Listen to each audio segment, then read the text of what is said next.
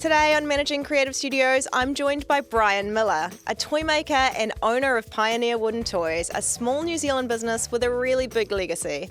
Pioneer Wooden Toys has been around since 1980, creating handcrafted wooden toys for generations of Kiwi kids. And when Bryan took over the business, he brought not just craftsmanship, but a deep sense of purpose, blending creativity, sustainability, and community. So leaving the fast-paced corporate world, he found joy and meaning through making toys, and Bryan's story is one of rediscovery and resilience. We talk about how he revived a beloved local brand, his passion for New Zealand's toy-making history, and his dream of creating a Pioneer Wooden Toy Wonderland, a space where kids can see toys be made and even learn how to make their own. It's a conversation about craftsmanship, creativity, and what happens when you follow that spark that makes you feel most alive.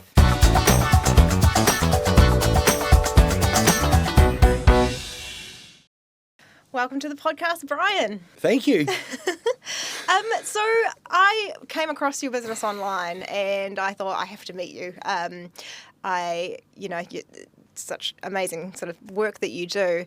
But the company that you own, Pioneer Wooden Toys, it was founded in 1980, if I'm correct, but not by you. Do you want to tell us a little bit about the history of the company? I'd love to. So Pioneer Wooden Toys was started in 1980, like you said, by... Well, actually, I've got to go back a little bit because I found out more about the history from that point.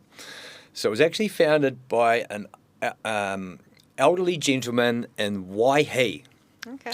And Murray Neal, who was he was a dairy farmer in Pairata, amongst other things, and a very well loved and well known Rotarian, local Rotary club.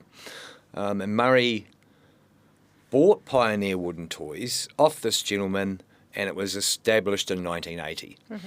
So Murray and he started that business. It really just serviced the Pukekohe and the local kindies and preschools. Yeah. And of course, we didn't have internet or Facebook or back in the 1980s. Yeah. I know because I was 10 in 1980, but so it was very much a word of mouth business and local shows and that sort of stuff. And so shall I tell you how I absolutely. Yeah, cool. So my biggest achievement in life is I'm a very proud father to a beautiful little girl. She's not so little now. She's 17 now and excelling in so many ways. But so I was in a corporate role, a national corporate role selling insurance products and successful from the outside. Everything. You had the nice car and the house and the nice suit and... I get a bit hyper-focused, so I was the shirt guy. I had 27, 28 shirts. So I was never caught in the same shirt by my clients. Wow. One, Yeah. Very particular. That sort of, I don't know, that sort of, that tends to play into how I create too. Yeah. Becoming hyper-focused and really, drilling down on detail that other people, I don't think see. Well, they don't appear to him, according to my perspective anyway. But, do you know Sylvanian families? I do know Sylvanian families. When I was little, I used to go to the toy store and look at the boxes and, look at these toys I couldn't afford because they were so cute. They're very, feminine, sort of dainty, woodland creatures. Mm. Yeah. They are, and very... add-on focus. So you buy the one family first, and then of course it's a great model of business, isn't it? It's like a huge family of them. Yeah, Aria had a Sylvanian family. She was right into it. Little lamb family, and she had an iPad at that stage. Yeah, and she showed me Sylvanian family table and chair set. Yeah. And I thought, wow, that's pretty cool, isn't it? And it looked like wood, and I thought, I wonder if they've actually made it out of wood. My father's a builder, so I'm naturally being into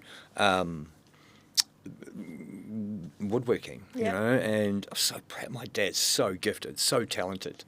He, that's another story, and we'll get back to that. Otherwise, we get too distracted. But so I took Aria down to farmers with the intention of buying her the table and chair set. And I got to Farmers and it was on the third shelf. She couldn't lift her up, have a look at it. Yeah, she was ecstatic. She said, thank you, Dad. And I put it down. I looked at it a bit more closely and no shot at the manufacturers, but it was plastic made to look like wood. And I couldn't buy it. It's not that I didn't have the money or anything like that. And I had this, did I feel like a bad dad? My daughter starts tearing up in Farmers and I'm like, oh, honey, I'm anyway, took her home, sat her in front of the Cowrie, New Zealand Cowrie coffee table. Beautiful, yeah. Yeah, and put Dora the Explorer on. And Dora the Explorer tends to solve all of Aria's problems at that age. And so, she, got it sorted out. And I've been doing some gardening. We lived in Waiuku at that point, and I trimmed a magnolia tree, and the clippings have been some big branches, and they've been sitting in the corner. Hadn't gone around to whatever I was going to do with them, and they were dry. And I had this little bench top bandsaw. It was only a little toy one. Someone gave it to me, and I don't know what possessed me, but I just wanted I wanted to stop it crying, and I wanted to feel better about it. Yeah. So I made a little table and chair set out of those clippings just off the bat. I had a drill, that tiny bandsaw, and I put that on the coffee table in front of her, and she lost her rag. She was just so ecstatic. It was like the best feeling in the world. Yeah. To create something that gives that sort of joy to someone else. You can't buy that. Yeah. You can't. But so I'm having a feeling. Yeah, I mean that's lovely. And then so did that. So that was before you bought into the business, or were you already? Before. Yeah, wow. Oh, well before. That was a year and a half or two. Yeah, and then what I did was put that set on Facebook, because Facebook was reasonably new back then, and and 5 or 6 of my friend group they went, "Wow, can we get some?" And I went. And I had a midlife crisis, and I was like, that's really what happened. It was from that point that I started to question everything. It was like happiness and, what is this pursuit of wealth and property and prestige, and none of it's making me happy. Yeah. I might look happy to the outside. I might look satisfied and successful, and if you... I don't know if it's like you do one of those, like a census, this age, you got this, he's cracked it. Well, I hadn't. Yeah. I hadn't. And so that set off a journey of trying to figure out, okay, how can I create a lifestyle that is going to be fulfilling to me as a man and a father, and I'm going to be available for my daughter too. Because you're working that sort of job, corporate life, you're not home. Yeah. For you as a man, long hours. Back then too, some employers have changed their attitudes towards working from home and stuff like that. But I knew, back then, I knew I had difficulties being in big groups of people, or the big corporate events. I was terrified, full of anxiety all the time, but I was a very successful salesperson. There was a role I could assume, and I was told what to do and how I needed to do it, and ethically I knew what needed to be done, and I just went at it. Because stereotypically the salesperson is confident and, outgoing and extroverted. Yeah. Are you saying that that's, the stereotype isn't always true? I'm saying that it's not always true. Underneath that, for some people, is, for me, underneath all that was someone who's scared and lonely and didn't know how to articulate it, amongst other things, you know. So man, finding that joy from making something and creating it, and I just knew right then I had to pursue it. Yeah. There was nothing else. It didn't matter. I had to do something. I didn't know how that was going to look or what, you know. I was painting at the time too, and 20 or 30 canvases, nothing spectacular, you know, no big Van Gogh-like clan, you know, nothing. Just a creative outlet. Yeah. Did some pretty cool things. I'd like to pick up the paintbrush again one day, but it became meditative for me. The creative process for me is, I feel when I'm in the zone, I feel more human or more normal. I don't know how to describe it. More comfortable in my skin. Yeah. That's it. I'm more comfortable in my own skin when I am, in that zone. Yeah, creating. Yeah. Okay, so I made the table and chair set for Ari and put it on Facebook. And then sometime later I was like, the little bandsaw I had just wasn't cutting the mustard anymore. So a friend of mine told me about a guy that had a bandsaw for sale. And I was like, well, that's destiny, isn't it? So I said, oh, cool. So I had his phone number and his name. And I rang him up and said, oh, can I come and have a look at your bandsaw, please, Murray? And he goes, yep, yeah, sure, come around. And so I get pulling up to his driveway, long rural driveway. Out the sign is this yellow sign with blue writing on it, Pioneer Wooden Toys. And I'm like, what is going on here? And I said, okay, so I drive it, and I was thinking, oh, he's probably just got a second-hand one, you know, he's upgraded or something. Pull in there, and he greets me and takes me into the workshop, and it was a bit, you know, looking back, something was amiss, and his workshop was like it was frozen in time, half-finished projects. I got talking to Murray, and he had actually had leukemia, and he had walked out of his workshop thinking that he would be coming back the next day, and he wasn't able to do so. And so for 2 years, he was told to sell the business, and he had a lot of offers from people wanting to buy the business. And I don't, in all honesty, in reflection now, I don't think he wanted to sell it. I think his whole family wanted him to sell it. I don't think he did. He didn't need money, to the best of what I could see. He's a dairy farmer and did very well in his life. And but he saw something in me. And so, yeah, and he offered me the business on the spot. And I thought, oh, my God, this could be it. So, and I do have a propensity I don't have much of a filter, unfortunately, at times. It's good in other areas, but I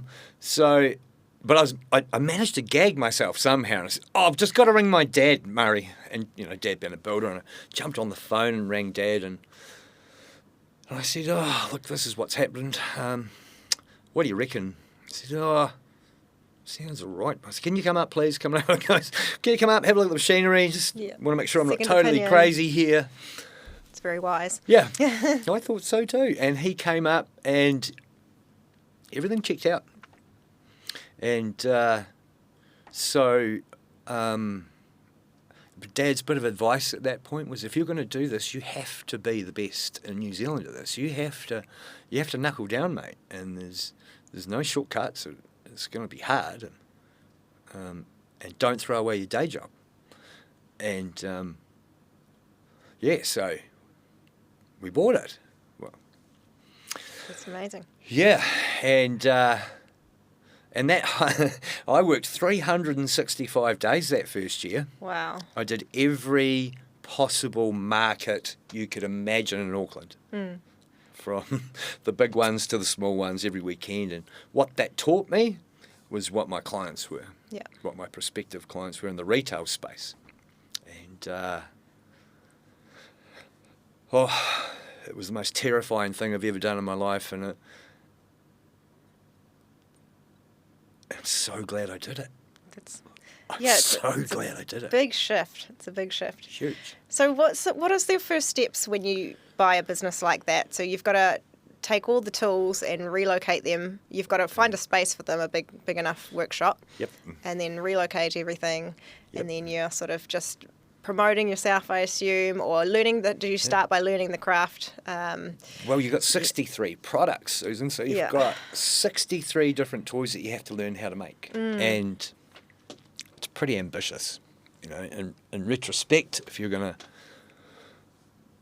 I think you want to have a more. I don't know.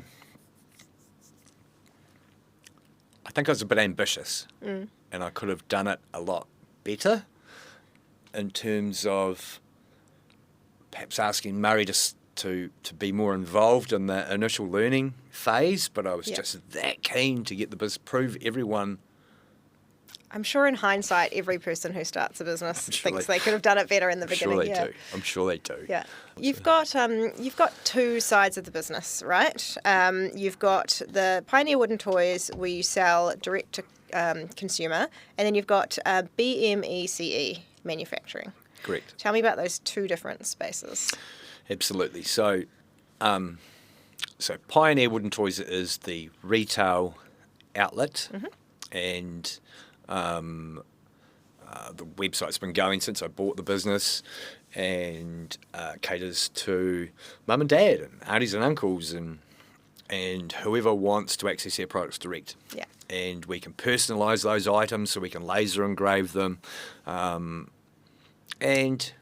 something I'd like to do in the future too is gift wrap as well. So the whole cool. 9 yards, right to door, and so that's basically that side of it. And with Pioneer, a percentage of every sale on Pioneer Wooden Toys at checkout, as long as you tick the checkbox and to tell us where to give it to, is donated to one of our strategic business partners, which is Child Cancer Foundation, Prostate Cancer New Zealand, and Canterbury West Coast. Yeah. So it really is what I've struggled with charity myself when I was always rung on the phone. I never knew where that money went, how much of it was actually. I was like, well, how can I make it more palatable for someone like me? I was like, well, if I'm buying something and I can see how much it is, and then I'm telling you guys that I want it to go to this, it just completes the circle? Yeah. I have noticed that on the website it tells you exactly how much is going to the charity organisation. It's really cool. It is, eh? Yeah. And it's I actually just had a conversation with Child Cancer Foundation a couple of days ago, and we're looking at ramping something up for Christmas as well. So cool. It's very cool. Yeah, that's very exciting. I mean, I'll ask you a few more questions about please. that Yep. shortly, but then the other side of the business. BMECE. Yeah. BME, so that's basic. 80% of our business is direct from kindies and preschools. Right. Retail's only 20%. I'd love to grow the retail more, but there's only me at the moment. Yeah. And me and Amber and Craig. Yeah. But I imagine that it's big business. Buying for play centres. There's a lot of them around. Well, there's over 8,000 in the country. Yeah. And it's a massive industry that not many people really know a lot about. There's 3 big educational resource providers. I have manufactured goods and sold to them as a manufacturer to wholesale to all of them. Yeah.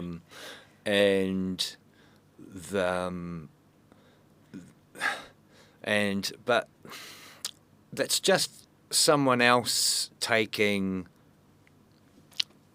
They offer a service, and yes, you can. You're selling a lot of goods to them at one point, which is good for cash flow. But there's a bit of when you're making a handcrafted, high labour content, high quality good, you can't. It's so difficult to balance the books. Yes. Yeah. It's so tricky, and because it's called BMECE manufacturing, and when I think of manufacturing, you kind of think of mass production. It's not mass production at all. It's it is handcrafted, isn't it? Like, how many are you making at a time? Well, it is. Yeah, it's funny. Okay, so orders vary in size, and but we do make furniture as well. So Oh, yeah. tables and chairs, and I've made in one order 90 chairs and Wow. 12 tables for a local childcare centre in my area, and so yeah, we're not big manufacturers by any stretch, but what we do manufacture is very vast, so a very wide range and scope of products and furniture and stuff. And to be able to get those to our preschools and our kindergartens at a price where they benefit, so they only have so much amount of resource for toys and resources for our kids in those centres. Yeah, so true. if I can maximise the resources they get from me for that $1,000, and they get 25% more product, whatever it is, for their money, that's better for our kids. Yeah. And it's a natural product, and it's made here in New Zealand, and it's tactile. And what would you say is your bread and butter toy? Like I would imagine it's just anything with wheels, like kids love cars and, Anything. What's your most popular? Doll strollers. Oh, really?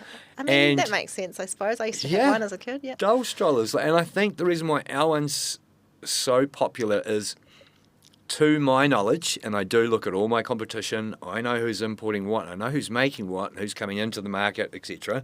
Mm-hmm. We're the only people that make it out of 36mm square timber with, two supporting solid cross braces, and we use 8mm steel and stainless steel screws, and we use a canvas slip that is made by another local company, and it's durable. Yeah. Yeah, the it strollers lasts. are, beautiful. But you also make, quite large toys. Yeah. I went to your workshop and you've got these big diggers. Yeah, and, right on sandpit you've got- diggers, man. Yeah, so on your website you've got forklifts, Right on forklifts. cranes, Yep, cranes, sandpit yeah. diggers, trucks big enough with trailers to fit children inside. Correct. Yeah. So do you sell a lot of those to kindies and play centres, or are those more direct to consumer? Because No, kindies and preschools, definitely. yeah, because I was sort of remembering, Toy Story 3, where all the toys are really terrified to go out because the kids are just going to be hammering them really rough with them. So true. And I thought, that forklift, toys with moving pieces, are they just not going to get thrashed? How do you make those to last? I think the benefit of having such a long history, those toys have been designed since 1980 and had modifications to those designs over 45 years now. So every time a toy comes back to me that I've made, it doesn't happen that often, but if I can modify, I don't ever want a toy to come back to me. I don't ever want one of my toys to break. Yeah. But hey, sometimes you can't help it. There might be a bit of pith or a weak spot that you can't see in the timber, and that breaks. But if that happens, we just replace it for free and ship it back. Oh, nice. Well, that's because these have a good moving. The businessman, isn't it? forklift actually picks up Pallets, things. Am I right? Yeah, And then the crane actually has a moving. moving it's boom, and really cool. and the sandpit digger though Oh yes. is so much fun. It's probably one of my favourites. The reason being is, I just can't help it. When I deliver them, and I always ask permission, but most of my good clients know me quite well now. And, I'm a bit like an 8-year-old kid anyway. So I'm just in there. but I will have a line of kids at the sandpit just waiting patiently, quiet, for their turn, Yeah. and sit on there and do a demonstration with them. And there's nothing to worry about in the world anymore when I'm in that space, And that sandpit digger is, little design modification, put a aluminium plate on the bottom of the bucket, and they can move it slightly if they need to, but it increased the performance of picking up the sand by about 20%. So I was like, So they're sitting on the back and controlling the 2 the levers. bucket. Yeah. Oh, that's so cool. I should have brought one in. We could have done a demo, right? Yeah, it's so cool. And then because you've got you took it to, was it a show or something one time, and they were 2 diggers on either side of a box, and the box was full of balls. Oh, that's You have a competition, and the diggers are so grabbing all the balls. Yeah. That was So last year we did the Fonterra Family Whānau Day at the Takanini site, and we were asked to provide 4 events for children, and so that's exactly what I did, Susan. Yes, and so I got 2 of my ride-on sandpit diggers, the tops, and made a rectangle base, fill the middle with coloured balls that you see in the McDonald's ball pits, etc. And the whole idea is to scoop as many of those balls back to your side as possible. Yeah. And it's very cool. just a fantastic, fun thing to do, you know. And yeah. I'm actually working with a local preschool at the moment called Omar Rapati, and we're looking at doing. I'm going to slightly scale that down, and we're going to take that into preschools. So we're going to be able to provide kids with sort of learning experiences you just can't get anywhere else. Yeah. And that's that's really cool. And they've jumped on board, and it's really cool. Yeah, it is really cool. So how many times, do you often get commissions? Like, do people come to you with an idea and say, can you make this? That's how the large ride-in stock truck came into being. Oh, yeah. The one that has trailers that fit children inside. Yeah. So you can... it was a grandmother, and she just had twin boys, and they were about probably 8-9 months old at that stage, and she wanted something to be able to pull the kids around, and a stock truck. Yeah. You know, she saw my little stock truck and thought, well, can you just make a bigger one and put a trailer on it, Brian? Yeah. And I went, yes, of course I can. And I often say yes, I can to everything, and then figure it out later. You know, I think a lot of creators probably do that. Yeah. But so I did that, and I liked it so much I just kept it on my website. And a couple of kindies and preschools have picked them up as well, which is quite fun. It's very cool. Yeah. And then when designing toys, do you have to be careful about ensuring that it doesn't look like anyone else's, or does that sort of thing only come into play when you're actually painting it certain colours or naming it certain things? It's a really interesting aspect. You do have to be aware of it, I think. Yeah. Intellectual property is something, and other people's creativity is something I respect a lot. So I won't intentionally copy someone else's design. And it's hard, like, when you've been around for as long as what Pioneer has with their designs, the amount of times I've jumped online and seen, someone else is making my sandpit diggers now. You know, it's right, like, yeah. So it's I can't get too bent out of shape about it. I tend to look at it now as like, that's ultimate flattery. Yeah. To me, if I'm producing a good that is setting the benchmark in my industry, and people are copying our design, you're good on you. That's a nice way of looking at it. Well, I have to. Yeah. You could look at it other ways, but it's not beneficial for my mental well-being. Yeah. Yeah. I want to talk a little bit about some of the challenges that you've faced over time. I mean, I read a Stuff article that said that over an Easter period at one year, you had all of your tools stolen from your workshop. Yeah, I was down in Christchurch staying with my parents, and returned back to Waiuku and opened up my workshop, and 90% of everything gone. That's awful. And the hard part for me personally is that some of those things my father gave to me, and he's a tradesman, and they were part of, so can't ever replace that stuff. That really rocked me, and one thing though that saved me was the tremendous outpouring of support from the local community. Yeah. I had builders ring me up and saying, hey mate, it's not much, but I've got a couple of skill saws and a planer. They're yours. I'll drop them off to you. I had other men that had joineries that said I could go around there in the machine, because I had orders. Yeah. It was difficult. You're making toys for kids. You can't just not make them. No, I know. The kids got to get their toys. And that's exactly right. So that's great that you had community support. It did. Yeah. Yeah, tremendous. Yeah. Oh, so nice. And then you've also, I mean, if you don't mind talking about it, you've faced some serious sort of health Yes. issues and a diagnosis. Do you want to delve into that a little bit?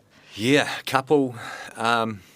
So I have complex post-traumatic stress disorder, which is a mental health issue that I've only really been aware of to what complexity it was in the last sort of six months, but that was not brought on, sorry. Why I'm talking about that is that it links into two and a bit years ago, I was diagnosed with stage 3 locally advanced prostate cancer, and I was 52, and it rocked me. Yeah. So heavy thing to find out. It was. And like stage 3, I didn't get it early. So there's only a limit. You've only got surgery or what they call radical radiation therapy and hormone treatment. And,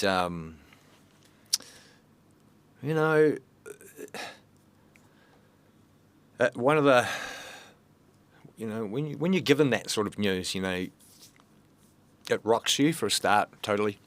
And I went into, I'm a reasonably smart man, so I just tried to find out everything I possibly could about the disease, and talking to family, I found out through Dad that one of my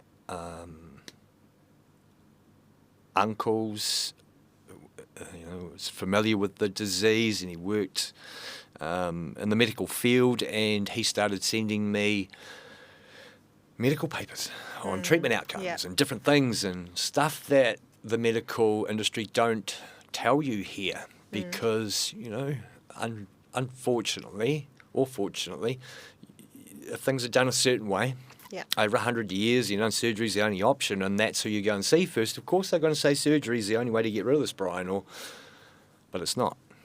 We have advances in radiation therapy and that are well beyond what I even knew we had. Yeah. So, I chose to get radical radiation therapy in what's called an MRI LINAC machine in Christchurch. So it takes a photo of the tumour as they are treating you with radiation, and that combined with hormone therapy, which I can't even begin to describe that journey. Like, to have all of the testosterone stripped out of your body as a 52-year-old man, and to having been through what I've been through in terms of early childhood trauma, it changed me. It changed my outcome, how I viewed men in the world, and how women are perceived and treated by the patriarch. So, so many things we could talk about there that were so life-altering for me. Yeah. So what do you do with that? I mean, how did that change your perception on... I mean, firstly, how do you run a business? You kind of have to put everything on hold, right, while you go through all of that. Well, that's what you should do, Susan. Oh, you didn't? Okay. Yeah. You should put everything on hold. Yeah. And if you've got income protection, insurances and stuff like that, which, if you're self-employed out there and you're doing what I'm doing, you need that. Any young person getting into business today. It's expensive insurance to get. Especially with I had a mental health illness history, so I couldn't get it. Yeah. But if you can, get it young. Yeah. That's interesting advice, because I did get income insurance for a while, and then I just thought this is too expensive and I got rid of it. Now you're making me question my decisions. I'm sorry, but I tell you what. Well, the upside is, the other thing is, don't ever ditch your medical insurance. Oh, yeah. Yeah. So you had medical insurance? Thank God. Oh, yeah. So that gave me the freedom to choose. Yeah. Because I'm in Auckland, so that's Auckland District Health Board. Mm-hmm. But because I have private insurance, I could choose to go and get the best that's good. treatment in the country. Yeah. And so this is where you came across your relationship with the Cancer Foundation, isn't it? Yes, that leads us into that. So, yes, the Canterbury West Coast, that's why they are strategic business partners, because the Canterbury West Coast Society, they had just built a brand new accommodation wing for families in Christchurch. So it was its first year in operation. They'd never had a Christmas there before. They had a Christmas tree in the foyer. I was flying down on 2 weeks before Christmas, and I was having 3 sessions prior to Christmas. Then I had to go. I went back to Akaroa to Mum and Dad's. And my daughter come and stay with me down there. That was the purpose of the accommodation. Yeah. So families can stay with those that are ill while they're in treatment, which is the best outcome for the whole family, really. And I knew that through talking to the administrators down there that.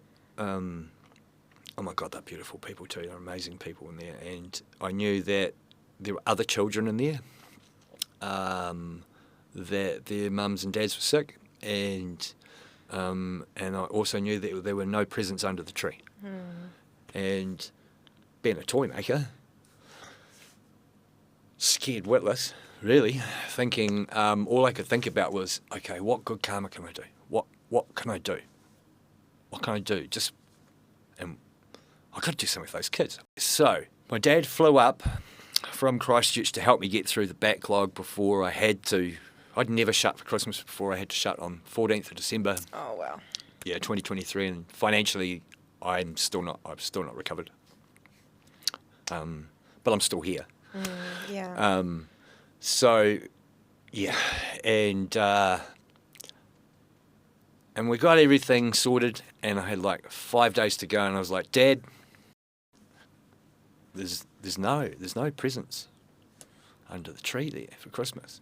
So we just spent the next 5 days, and they made farmyards and tip trucks and fairyland furniture, and I just started sending cases down.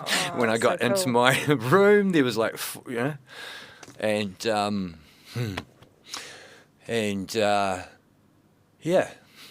just gave them, and that started the conversation with, the Canterbury West Coast Foundation. She came back in from her annual holiday. Oh, really? This is the manager of that facility. Yeah. And she met with me, and that's how the retail charity revolution came about. Yeah. Well, that's what I called it. It hasn't quite become a revolution yet, but maybe we can help that happen. Yeah, so they saw all the toys that you'd made and gifted, and they came in and they were like, want to partner with you, and now you're giving a percentage of your profits to the Cancer Foundation. Yeah, and they, amazing. yeah. That's really amazing. Thank you.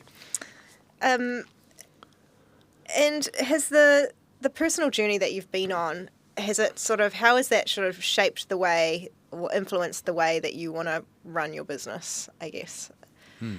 Aside from the giving to charity, has it changed anything for you business-wise? I'm in a bit of a transition now. So I can't do 10 hours a day on the tools anymore. My body is just too beaten up from the last couple of years, and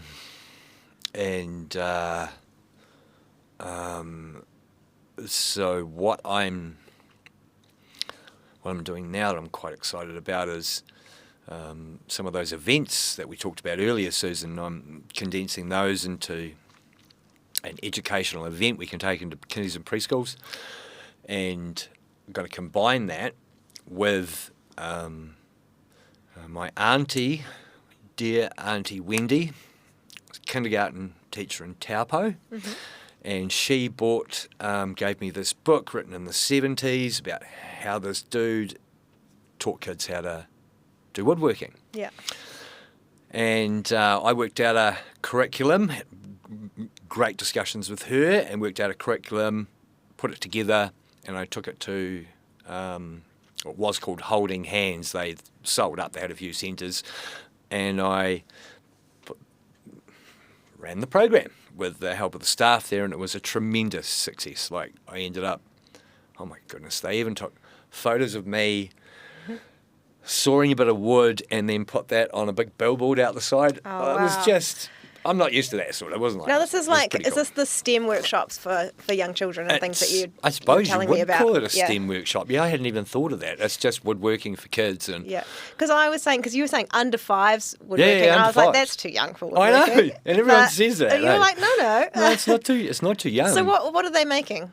What are they making? They're making picture frames. Yeah. With That's cool. pictures they paint, put into the back of them. I prefabricate a lot of the projects. Yeah, so they're not sawing stuff. Oh yeah. That's sawing They're stuff. sawing yeah. We make Supervised, of course. of course, by the toy doctor. Yeah. So yeah, we make little saw stills, proper G clamps and proper Wow. fixings, and Yeah. we use sharp saws, proper saws. Oh, that's interesting. And the reason why we use sharp saws is that you need a sharp saw to cut a bit of wood safely. If you have a rusty, and the state of tools in preschools in the neglected corners that you see, yeah. you So can't. is it common to use tools in preschools? It's I'm pretty sure it's 'Cause you when- have to have a woodworking right. area in your centre, but they're not used. Yeah, because when as I was often as what when they I was a kid, could I be. do remember we had this frame of a house and big enough to go into, and it just had nails all in it. And then you used to get to have a hammer and just smash at the nails, and that was really fun. And I look back at that and I think that doesn't seem safe.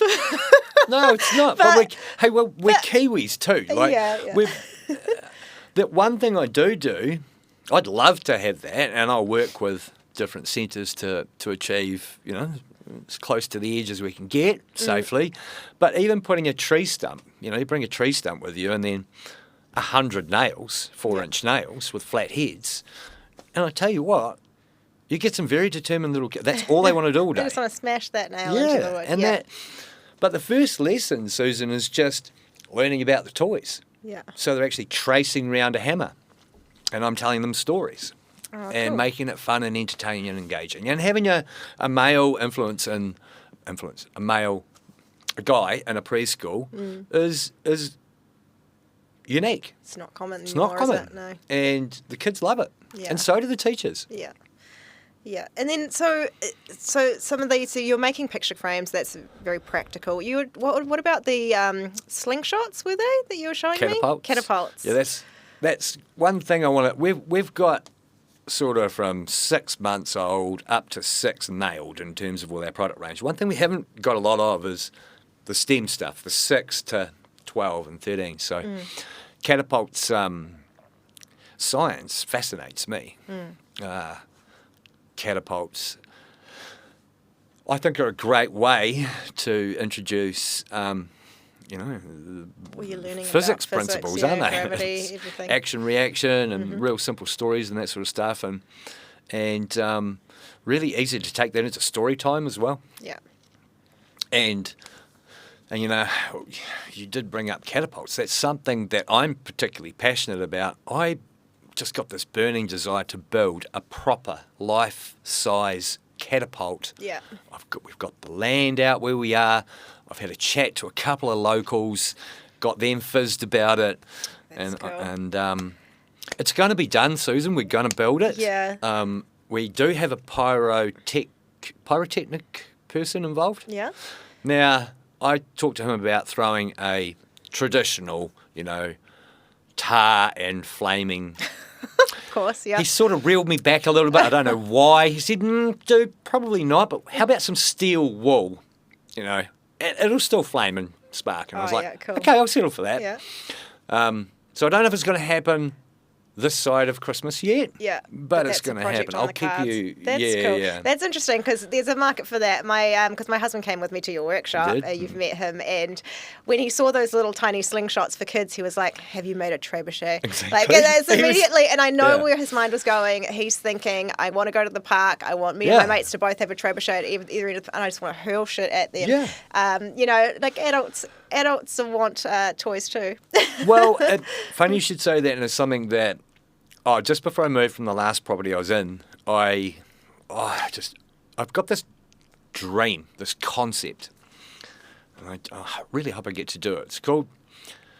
It's Pioneer Wooden Toy Wonderland. Oh. Now hopefully we find some partners to help me do it. So, Pioneer Wooden Toy Wonderland is where the workshop is. There's a glass wall, so parents can come and see, and children can come and see the toys being made in front of them. Yep. But then that funnels through to a cafe area, retail area, where we have a big sandpit, and we have the ride-on sandpit diggers, obviously. Cool. But for what we just spoke about, for the Yeah. real The kids. kidults, they The call kidults, it online. yeah. I hate that word, but yeah, kidults. Well, we have, the motorised remote control diggers and Cool. trucks. Yeah.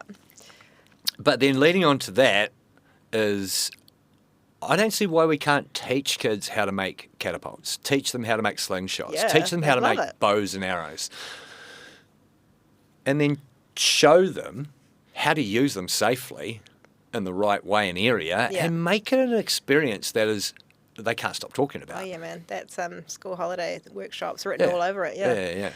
Man, that's, Now that is my buzz. That's Yeah. what I'd love to have that in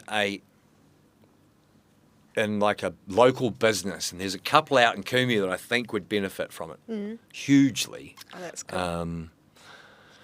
I just spoke to one of them the other day, not about that, but about another thing. Yeah, what a great idea. Thank you. It's so cool. Hopefully you can get that all underway. Yeah. Yeah, watch the space. We'll definitely try. So, I mean, being that most of your toys are for kids at this stage, Mm-hmm. so what do you have to think about in terms of materials? Is there certain types of varnishes you need to use, or do you keep them unvarnished for that reason that, they need to be able to, kids touch everything, lick everything, like. Good question. And that's something that I identified pretty early. Yeah. And we have Pioneer Wooden Toys as an exclusive blend of natural, food-safe oil,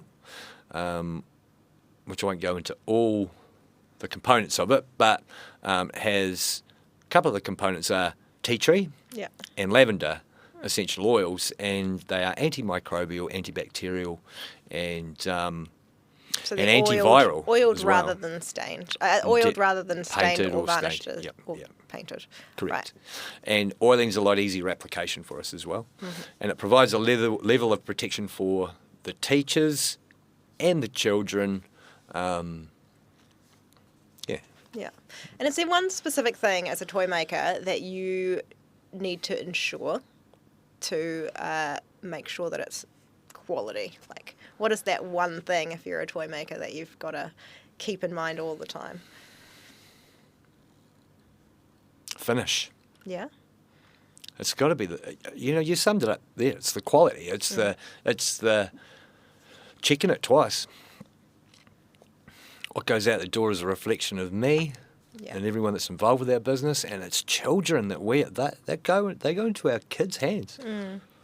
Yeah. I'm pretty proud. Because you talk a lot about wanting to make sort of heirloom style toys that can Oh, be yeah. handed down through the generations. Yeah. So, I mean, that in itself, you've got to have quality if you're expecting it to last generations. Yeah. Yeah, and that's why, I can go and buy 19mm timber off the shelf, but the timber I get it machined to 22mm. Now, that's more expensive for me to do that, Yeah. but no one else in the country does that. I do that. Pioneer does that. We use stainless steel screws. We don't use the cheaper ones. That's where you have to make a decision. Am I the real deal or am I not? Yeah. And that plays into the cost as well, doesn't it? Like, I mean, if you sort of get what you pay for, right? I mean, there's So a lot do. of there's a lot of things online, especially on Reddit, where parents are talking about how you just buy cheap crap all the time and it just ends up in the landfill, and and they get really sick of people gifting their kids crap, like just junk toys, plastic this and that, and if you want to buy something that's quality, you do have to sort of pay for Spend it. a little bit more. Yeah, spend a little bit more. But that's important, isn't it? Like, Well, it is, and what you get for that additional value proposition is you can repair our toys. oh yeah, If they yeah. get a really, really hard time, Yeah. then you can send it back to me. I'll fix it. Oh, that's amazing. And I've done that for heaps of people. And preschools love that, of course. Toy doctoring is one of my favourite things to do too. Cool. Because I learned so much about other manufacturers' design faults as well. So I'm learning more about how to improve the quality of the products we have by the mistakes other people make. Yeah. So do you get asked to fix other people's toys? Oh, yeah. Oh, all the wow. time. And one thing I'd like to do more of too is more of the antique toy restoration. I've done some really cool dolls houses over the years, like 100-year-old dolls houses that, Wow. have the wallpapering, re-wallpaper, and I probably don't want to do too much of that myself right now, but Yeah. 'cause it's a bit hard on your wrists, well, for me, that sort of stuff. But, yeah, Oh, that's cool. redo an old chopper bike would be cool.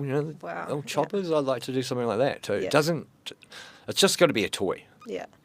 And would you say when you're designing toys that it's like the base shape that's most important? Like what's most important? Because I was imagining sort of like, if it's got 4 wheels and it's sort of a block, it's a car brum brum. Like is it for kids, is it that base shape that matters most, or is it the details that matter more to you?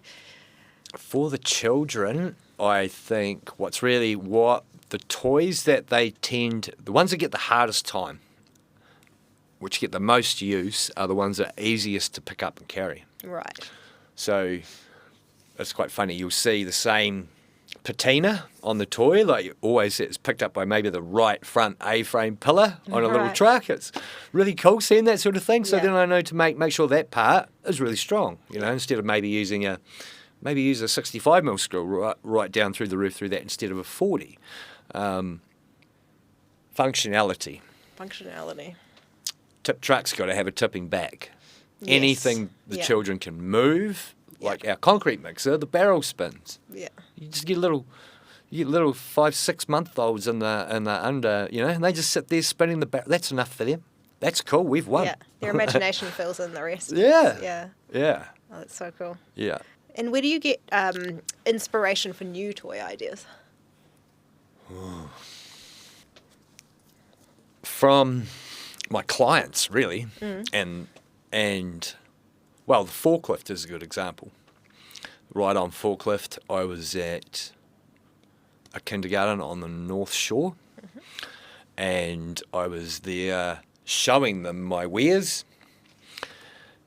because that's how I love to do business as well, is I put 7 or 8, 10, 12, whatever I really want to focus on in the back of the van, and I just drive out there and go and talk to centres and kindergartens Yeah. and preschools and Best way to sell is to show, yeah. show up. I do make appointments. A lot of other people don't, but I seem to get a better strike rate if you do. It's just a harder day's work. If you're going to go out, you can go out and knock 12 doors, but you'll get rejected by 6 without making appointments. Or you can yeah, you can make 8 good appointments and convert really, really well. That's a good note. Your sales history coming in there. Maybe. So I got asked to repair a ride-on forklift that a grandfather had made, and because it's a kindergarten, we're talking that kindergarten's been there for 60 years. So it was designed that had been there for over 40 years, the lady said. I was like, Wow. so I've got... It's a damn good toy. Yeah, and it needed repair, and I was like, I'll fix it for free. And I asked her about the heritage of the toy, trying to find out if there's any, and it was made by a grandfather in his own shop, his cool. garage. Yeah. So there was no IP that there was no one I was going to upset. So I just asked, I repair it for free. Yeah. So I modified it, and I started. Yeah, it flew. It's going great. Yeah, it's a cool, It's a cool toy. Yeah, amazing. And what sort of, how are you marketing your business over the years? What have been the best marketing channels for you? Direct. Yeah. Like I just mentioned, like going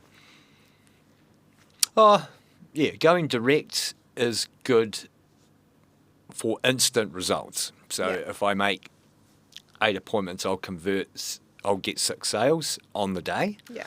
And then a week or so later, the other 2 will come on. I've done trade shows. Some of them can be exceptionally good. Yeah. Others can be not so good, I suppose. In my experience, getting the right position at a trade show alongside a complementary business Oh, yeah. Yeah. can make all the difference. So you got to purchase the right spot. You pay for it, eh? You pay for the right spot, yeah. You pay a lot of money. I see. Yeah. Yeah. But be cheeky. I'm always cheeky, and because I'm a toy maker and a bit cheeky in general, I tend to get away with things. Oh, I shouldn't say that. Everyone will probably say it. But, ask for a little bit more ground to put up an interactive toy that the clients can use. That's yours. Yeah. But, it provides entertainment. Yeah. So be generous with what you have for the people that are running the trade shows, and, that works. Yeah. I mean, I think what you sell really appeals to people, not just the kids who are loving them, but the adults as well. Because, I don't know, I mean, I was really excited when I came across your stuff on the internet, and I was like, I have to contact this person. And then my husband was really excited to come to your workshop as well. So he came along with me because, I don't know, we don't have kids ourselves, but we love toys. And even though the wooden toys are not something that we get to play with, we're still really interested. We want to see it. We want to touch it. It's like, you want to wish that you're a kid so that you could play with it. They're just, I mean, the adults are, well, they're the ones purchasing them as well. So it's really important to be targeting them, right? I mean, you look at things like, Lego and stuff, which heavily target adults, and they're super into toys. I'm super into Lego. Yeah, same. I mean, I've got the big Disney Princess Castle. Nice. My husband has the Millennium Falcon. No way, does he? Yeah. Oh, big toy nerds. So cool. But I mean, I was reading I've got a fact here. The Business Insider says that the adults have spent $7.6 billion on toys for themselves. And that was last year, so 2024, and that's 10% up from the previous year. So, yeah. I think it's a really, really interesting point, and I think it's really relevant to my toys because the children don't know that the bonnets are recycled Remu. Yeah, that's the stuff the adults love, But dads love that. Yeah. And then you tell them that it came from a renovation from a villa made in 1903 from Sandringham. Oh, yes, yeah. And you've got that local history of where that is. Yeah. And then mum's in there listening. Oh, yeah, and you remember my husband when we were talking about that Cody timber. That guys love it because it's when a dad is talking to me, you can't talk to someone passionately about a plastic toy, in my opinion. Yeah, no. Well, I have never done it.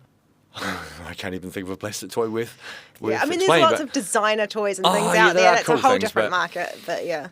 But, when I did a lot of markets, like, the guys would just come and hang out at the store and want to talk to me about the woods and the different, and the things that their fathers made for them and what their grandfathers made, and there's something magical. Our toys appeal to all age groups, you're right. Yeah.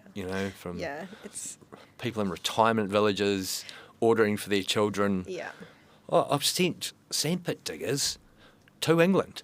Have you? Now, a sandpit, that's, shipping was more than what the sandpit digger was $285 at the time, and to get it over there, it was $390. Jeez, but they wanted it. She wanted it, yeah. But that's quite a privilege, eh? Or you feel quite, I don't know, proud. Yeah. Because you're really servicing New Zealanders. You don't really ship internationally regularly, do you? Not regularly. I'd love to, though. If I could Yeah. find I struggle with finding a good freight solution for me because I have oversized items as well as normal courier size. Yeah. It's so difficult. Yeah. There's no... And I've packaging not yet them been able to in a find way them. that they're safe, and because they're Yeah. big items, some of them. Yeah, and they're premium. You know, I don't want Yeah. them. I've been really lucky over the years. Like, I've only had like probably 2 or 3 things lost, which I've managed through couriers, but I've Yeah. just replaced them myself, sent them again, and I've got there. And Lost, stolen, probably. Yeah. I'm pretty sure 2 of them were. And Yeah. but you know, it's, Yeah. Oh, that's sad. Yeah. But you're not just a toy maker, you are a toy collector, aren't you? oh yes, most definitely. Tell me about some of your collection. I only collect, well, this is my purist side of me, is New Zealand made and manufactured wooden toys. Now we have a rich history in New Zealand. Murray Schlesinger first designed the Buzzy Bee that we've all seen, you know, click, Yeah. click, click. And then a guy called H.E. Ramsey picked up that design and ran with it. He created the Mary Lou doll, several other fascinating toys, and because it really goes with that desire of mine to have that wooden toy wonderland thing happening. You know, to see all of our New Zealand made and cultured toys in one place alongside what we're making is new, and that'd just be so cool, wouldn't it? Yeah. And then, you know, the history of toy making in New Zealand is quite fascinating in regards to we weren't allowed to import any toys into New Zealand because of a trade embargo. So that actually produced a lot of like New Zealand made and manufactured toys. Oh, interesting. Yeah, and What decade was that? now I'm pretty sure 1960s and 1950s and 60s, and it was coming into the 70s too. There was only certain people that were allowed to import toys. Did you know there's about 19 different varieties of Buzzy Bees? I did not know No, that. I know. I only I thought found there was that 2. out. I thought there was ours and the Australian one. Yeah, no, there's a few more than that. And the original ones had wooden wings. So the ones that, you know, most we're popular with now, the plastic yellow wings. Oh, So that's if you find one with wooden wings out there, doesn't matter what shape it's in, buy it. bring it to me. Yeah. Or just grab it and keep it because that is the original Buzzy Bee. Right. I've even found a little swimming man. Actually, I think I sent you a video of some of my collection, eh? Yeah, you did. There's a little swimming man on there. I've never seen one before, and you pull him along and his legs freestyle and his arms freestyle and his legs kick. My dad gave me a spinning top, but you use a string, so it's from the 30s and 40s. You have to Wow. wind the string around the top, Yeah. and then it's a flick of the wrist to make it, you know, such So cool things. Yeah. So cool. Bobs is another one, which is a table game with a pool stick and wooden balls, and you've got different numbers.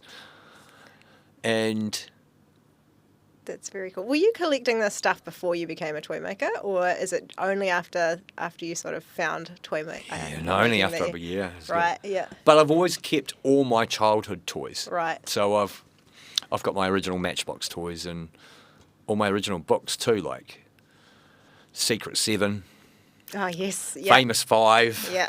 Um, Yeah. I read a lot Yeah, of that really when I was a cool. kid too. Yeah. yeah. Oh, so cool. And you sort of mentioned that you wanted to devote your life and business to helping others. What does that look like in practice? Teaching. Yeah. Teaching, sharing my knowledge, inspiring. I've lived through some adverse things and know that, just giving voice to some of those things for people who's going to help them. Yeah. But helping others in terms of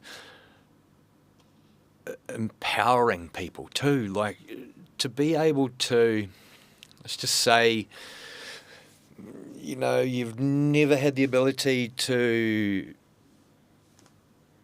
fix your own drawer at home, or there's a dripping tap that's driving you nuts and there's just not someone around to be able to fix it. And so many people can't do those things anymore. Exactly. Because why would you? You just call someone in. But it's when you can do it yourself, you get this real sense of, self-satisfaction. Yeah. It's a wonderful feeling. You don't feel so dependent on everyone anymore. And it's, and to fix a dripping tap, you just need to know how to turn the water off, to undo the top of the tap. There's one tool you need to get, which is a tap reseating tool. You can buy them for $19 in Mitre 10. Yeah. And then you can reset the seat, put a new washer in there, and it's done. Yeah. And I've helped many people, a lot of women do that sort of thing, and hang their own paintings or pictures, and they're fearful about putting a screw into the wall because, well, there's a way to do it. You just got to find the stud. It's this simple, and that's wonderful to be part of. That's really cool. It's very cool. Do you ever find that you have any regrets in your career pivot? Regrets? No. No? That's good. No. Happy with the changes? Oh, man, what the experiences I've had as a result of taking that leap of faith, just phenomenal. Like, and doors opportunities, opportunities just keep presenting themselves. Now, for me, it's about carefully considering what I say and what I commit to. But I'd never want to go back to 9 to 5 in a corporate world. Yeah. No. And so if someone was going to start out, with a big change and think about something new in their life, what would be the top 3 pieces of advice that you'd give to them? Whatever it is, if you're pivoting to a new career, if you're just sick of life in general, or if you're lost, or you've got that hole in the soul and you're trying to find or seek something to fill it, it has to be something you're passionate about. There's no other answer. I will go to the ends of, I just about ran my body into the ground chasing my passion. And when you can get out of bed in the morning, and when your feet hit the floor, before your feet hit the floor, you're thinking, holy cow, what am I going to do today? Or what am I going to... That's what I have when I'm making toys. Yeah. So it doesn't... If you have an ounce of that passion about reading, well, maybe you should be a book reviewer. If you have that degree of passion about pets, but, you can't get into vet school, groom dogs. It's that passion that drives us so hard and so far that we achieve things we never ever thought we could. Yeah. Just got to be happy. I've got to have fun. Life is hard. As an adult, it's so hard. And you forget how to have fun often. Well, it's beaten out of us, isn't it? Yeah, you get tied into having to pay the mortgage and, doing all these things, and you forget that you're actually supposed to enjoy stuff. Well, especially, when we're all running to that corporate beat, and it was drummed into me from a young boy. I have to go to work. I have to do 40, 50 hours of work. That's how you do it. Save hard, get a house. Well, I don't know. Yeah. I think it's more important to me, and it's been a much more valuable lesson for my daughter, to see me create a life that I'm comfortable to live, that I'm happy in, that it gives me joy. And So you're finding your passion and your joy. Have you got any other tidbits for anyone? Well, if it's a new business, then become an expert at one thing. You know, if it's a product-based business, like I've got 64 products, I made damn sure I was really good at building 10 of them for a start. Mm-hmm. So drill down on one thing, focus on it. If it's your delivery of your service, or your point of difference is you hand write a thank you note after every, that's an old school thing. Yeah. I was taught that's so lovely. I was taught that back in, I worked for the James Frizzell Automotive Group in Southport Mazda, and I had an incredible manager there.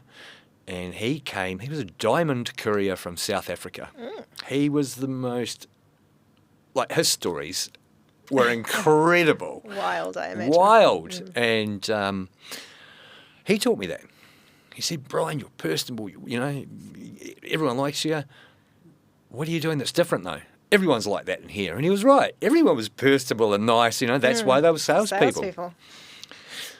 And I had to think about what he said.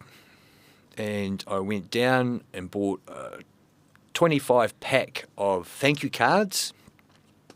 And I started writing, when I got someone's, because you had to get their name and their phone number to log them in the book for them to be your client in case they came back, because everyone's cutting each other's lunch. A very competitive type of industry. Mm-hmm. Oh, my God. Anyway. So I got the name and phone number, and I would get the address. And then I'd hand write a thank you note and send it away. And I was sitting there at work one day, and I had this, he was cool, he's like this real thick accented Aussie, and he had a ripped shirt and jandals, and we're in this is a brand new Mazda showroom, and Hyundai had just come out at the time, split showroom. And he walked in and he goes, "Where's this Bryan?" And I'm like, what have I done? What have I done? And he's holding up his card. Oh. And he just walked up to me and he said, "I have been buying cars." So I've been buying cars. I've never ever had anyone do this before. That 626 we're looking at, Bryan, let's buy it. I was like, and that was proof enough. Yeah. No one had done that for him. No one had done that in that dealership before. Oh. And I think that there's a lot in that for a young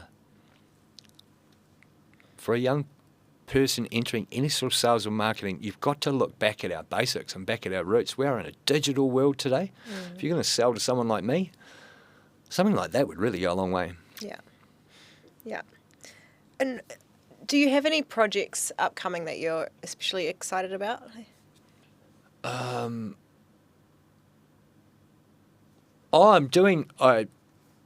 was spec'd by an architect, so I'm putting 7 Matariki coloured portholes, Perspex portholes, into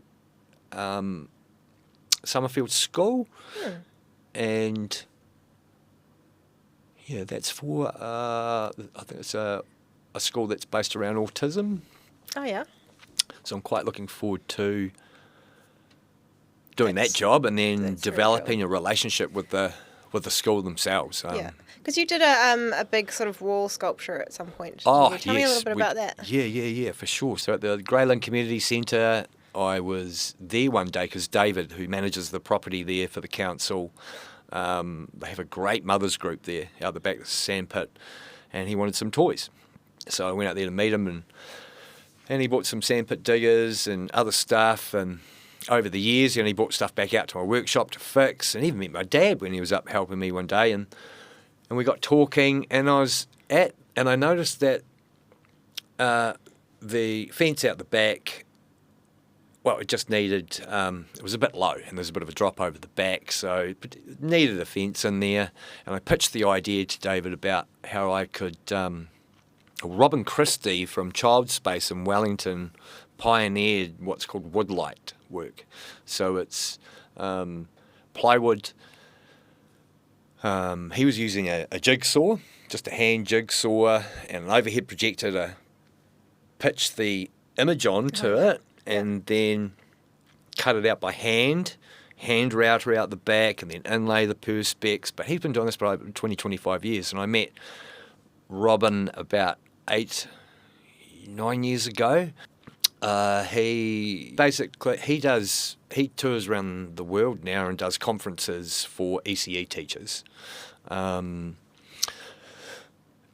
he shut his workshop, so he gifted that work through to me. So I approached David about putting in a fence, and I said, can we go to the council, maybe get a bit more money? And he championed my cause, and so we designed basically, well, they're stained glass windows made out of perspex and plywood, cut out on our CNC machine at home. All the artwork was my design, but then put into the right format by a local artist down in Muriwai, Taylor. And then me and my father and my daughter and Craig put it together over a mad 5 or 6 weeks. Wow. And it's still down there. Wow, and it's beautiful. Yeah, I'm pretty proud of it. It's got some of the, one of the favourite panels for me is where, excuse me, a little boy is pulling along a little buzzy bee, and I cut a real buzzy bee in half. I know it was very hard. Heartbreaking. And then secured that onto the bottom of the panel. All the perspex is hand tinted, so the idea is to get the light coming and playing through onto the ground. Cool. And just providing something that's beautiful for that community to own as part of their environment. Yeah. So it was pretty exciting. Certainly makes the space. Yeah. Gorgeous, a lot more, pleasant to be in. Yeah. And what would you say is the most challenging part of your business? For me, it's I find it really hard I want to do everything. Not trusting enough to have my vision or my, I want it to be right. And in the past, I haven't been able to achieve. Yeah, it's me. I'm the biggest challenge, Susan. A lot of the things I've learned is I need to slow down, not get too excited. I struggle with poor impulse control anyway, and other stuff due to my mental health conditions. So I have to really have good people around me and bounce ideas off them and not say yes to everything straight away. Yeah. I was very lucky to find Craig. He's a fantastic man to work with. He has contracted me for about, I think it's 5 or 6 years now. Wow.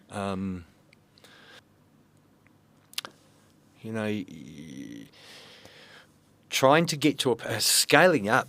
It's such a battle to try and scale up. So I want to try and I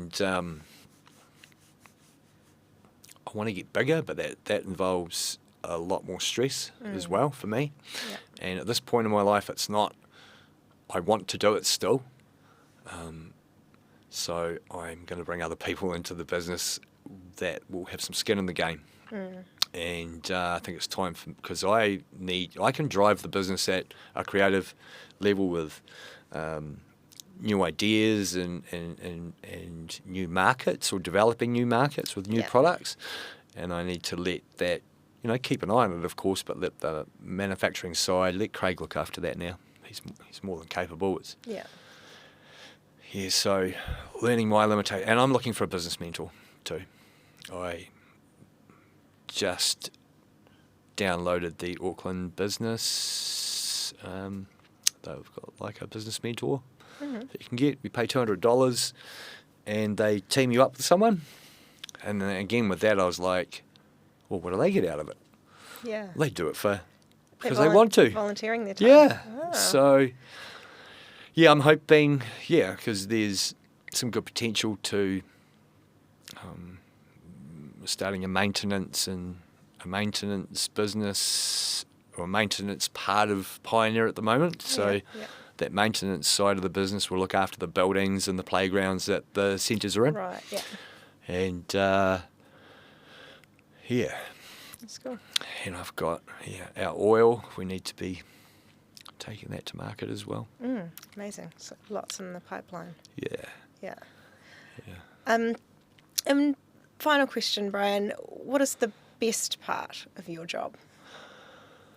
Delivering toys to preschools and pulling up and having 20 to 30 children ecstatically happy at the fence going, it's the toy man, it's the toy man. Aww. And I'm unloading and bringing in these, it's just amazing. You know, that's why I've kept going. Yeah. You know, no matter how hard or difficult it gets for me personally, the look of unconditional, unbridled love and joy, and it's just magic.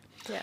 And on the teachers' faces, and on the owners, you know, the centre owners are proud to have our toys in their centre, and it adds a level of, it's just nicer. It's nicer than what you get off the shelf. Yeah. It's amazing.